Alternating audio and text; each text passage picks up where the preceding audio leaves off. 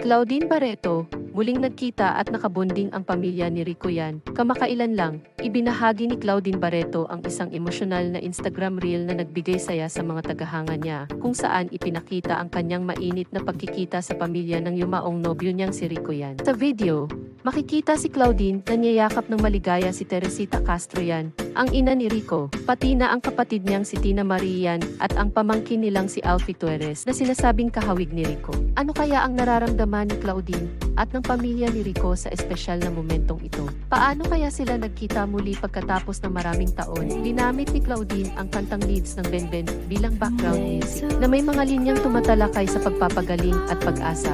Leaves will soon grow from the barrenness of trees and all will be alright in time. Tila angkop na ang kanta sa emosyon ng video na nagpapakita ng patuloy na pagkakapit-bisig sa kabila ng paglipas ng panahon. Pwede bang mas maging makulay ang mga ganitong sandali sa tulong ng musika? Paano kaya tumulong ang musika sa pagpapahayag ng malalalim na emosyon sa mga ganitong pagkakataon? Sa kanyang caption, ipinahayag ni Claudine ang kanyang pasasalamat sa pamilya ni Rico sa patuloy na pagmamahal at suporta. Tinawag niyang Angel from God si Tita Sita, na nagbibigay lakas at inspirasyon sa kanya. You are truly an angel from God to remind us that you are just right beside us. Ayon kay Claudine, bakit kaya mahalaga ang pamilya sa pagpapalakas ng loob ng isang tao sa kabila ng mga pagsubok at pagluha? Paano kaya nakakatulong ang pagpapakita ng pasasalamat sa pagpapalalim ng relasyon sa pamilya?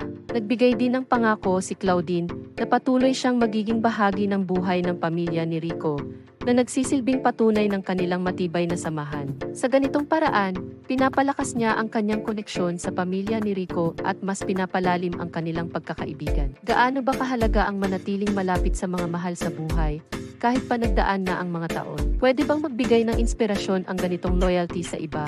Ang emosyonal na post ni Claudine ay nagdulot ng paghanga mula sa kanyang mga tagahanga na natutuwa sa nakikita nilang patuloy na pagtangkilik ni Claudine sa pamilya ni Rico. Ang pangako niyang maging bahagi ng buhay ng pamilya ni Rico ay nagpapakita ng kahalagahan ng pagmamahal at pagkakaibigan na walang hanggan. Paano kaya magpapatuloy ang pagkakaisa ng pamilya ni Rico at Claudine upang magbigay tribute sa alaala ni Rico?